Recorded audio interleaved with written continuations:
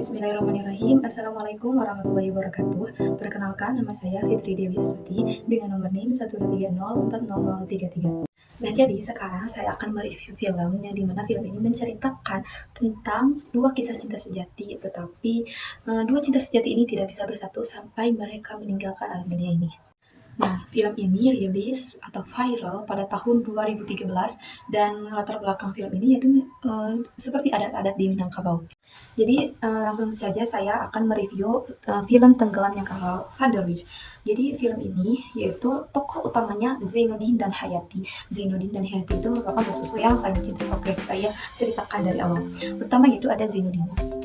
Nah, jadi Zainuddin lahir dan dibesarkan di Makassar, yang dimana ayahnya itu merupakan pendekar sultan yang berasal dari Minangkabau. Sedangkan ibunya yaitu Ibu Daeng Habibah yang berasal dari Makassar juga. Nah, orang Minang mengikuti garis keturunan dari ayahnya, sehingga hal ini membuat Zainuddin tidak memiliki suku. Suatu hari, Zainuddin rindu untuk pulang ke kampung halamannya, yang dimana kampung halaman itu berada di Minangkabau. Setelah mendapat restu dari Mabase, Zainuddin pun pergi ke ranah Minangkabau, tepatnya di Betipuh, kampung halaman ayahnya. Di Betipuh, ia bertemu dengan Hayati, yang dimana Hayati itu merupakan sosok gadis yang cantik. Dia anggun dengan menggunakan baju kurung. Zainuddin jatuh cinta pada Hayati, begitupun Hayati jatuh cinta pada Zainuddin. Namun hubungannya tidak direstui oleh Mama Hayati. Lamaran Zainuddin ditolak mamanya, padahal Zainuddin pada saat itu sudah mampu, bahkan sudah memiliki modal untuk kehidupannya dengan Hayati kelak. Tapi mamanya tidak mengetahui hal itu. Mamanya menerima lamaran Aziz, yang dimana Aziz itu merupakan pemuda dari keluarga yang kaya raya yang terpandang, yaitu merupakan anak dari Sultan Mantari. Tapi sayangnya Aziz tidak mampu mengelola harta kekayaan ayahnya. Dia selalu hura-hura, dia foya-foya, bahkan dia bersifat tamak dan sombong. Nah, di Minangkabau sendiri, mama itu atau ibu berhak untuk memutuskan perkara atas keponakannya. Oleh karena itu, Hayati tidak mau membantah dan menurut saja apa yang dikatakan oleh mamanya itu. Ia tidak sanggup menerima kenyataan itu. Cintanya pada Hayati begitu dalam. Tapi apa yang mau dikata? Kita orang tidak punya. Begitu batin Zainuddin bergejolak. Setelah mendapat kabar itu, Zainuddin mendapatkan kabar lain bahwa Mabase telah meninggal dunia. Sudah jatuh, tertimpa tangga pula. Sempurna sudah penderitaan Zainuddin. Selama sakit, Zainuddin dirawat oleh Muluk. Setelah sembuh, Zainuddin hendak pergi ke Tanah Jawa. Zainuddin pergi bersama Muluk, yang dimana Muluk itu merupakan sahabat dari Zainuddin. Mereka menaiki kapal Vanderbilt yang berlayar dari Teluk Bayur ke Tanjung Priok.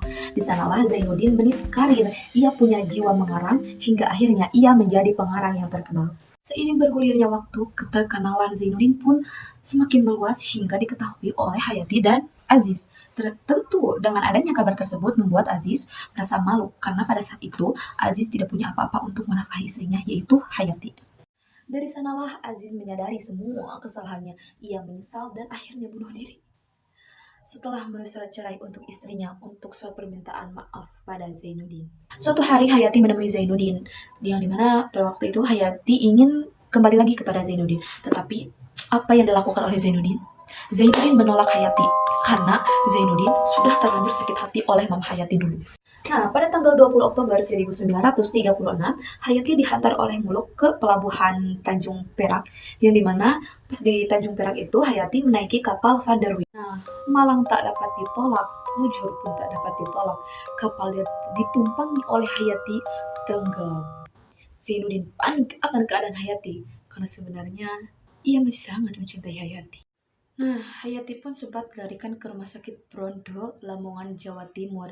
Nah, setelah dilarikan ke rumah sakit, Zainuddin pun sempat bertemu dahulu dengan Hayati. Setelah mengalami insiden tersebut, Hayati sempat dilarikan ke rumah sakit Brondo, Lamongan, Jawa Timur, yang dimana ketika saat itu Zainuddin masih sempat untuk menemui Hayati dan mengutarakan semua perasaannya.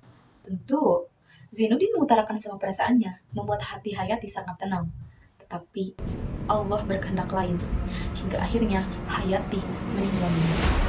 Setahun kemudian setelah kepergian Hayati, Zainuddin jatuh sakit, hingga akhirnya ia meninggal dunia menyusul Hayati. Nah, mungkin review film dari saya, yang dimana film itu tadi yang berjudul Tenggelamnya Kapal Van der Wijk, cukup sekian. Dan sekarang di sini saya akan menjelaskan keterkaitan film itu dengan teori psikologi yang telah dipelajari. Yang dimana teori psikologi yang menurut saya masuk ke dalam film ini ketika dipresentasikan oleh kelompok 6, yang dimana menjelaskan tentang psychological disorder. Psychological disorder adalah kondisi kesehatan yang mempengaruhi pemikiran, perilaku, suasana hati, atau kombinasi. Dan menurut saya, yang masuk ke dalam film tadi yaitu ketika yang dirasakan oleh Zainuddin. Hayati pun merasakan, tetapi di sini yang lebih tertonjol itu perasaan yang dia alami oleh Zainuddin. Di mana dari materi psychological disorder masuk juga ke poin yang dimana major depressive disorder. Major depressive disorder artinya gangguan depresi pada tahap berat yang ditandai dengan perasaan sedih dan berlangsung selama lebih dari 2 minggu. Nah, ada pun beberapa dampak yang bisa menyebabkan depresi mayor, yaitu salah satunya ketika mengalami trauma. Nah, kejadian trauma yang bisa menyebabkan Zainuddin merasakan depresi bahkan hampir gila itu ketika Zainuddin ingin melamar Hayati, tetapi ketika Zainuddin datang untuk melamar Hayati ditolak oleh ibunya Hayati. Selain hal itu juga ada yang membuat Zainuddin merasa depresi yaitu ketika meninggalnya Membase, yang dimana Membase itu merupakan yang merawat Zainuddin setelah kepergian kedua orang tuanya.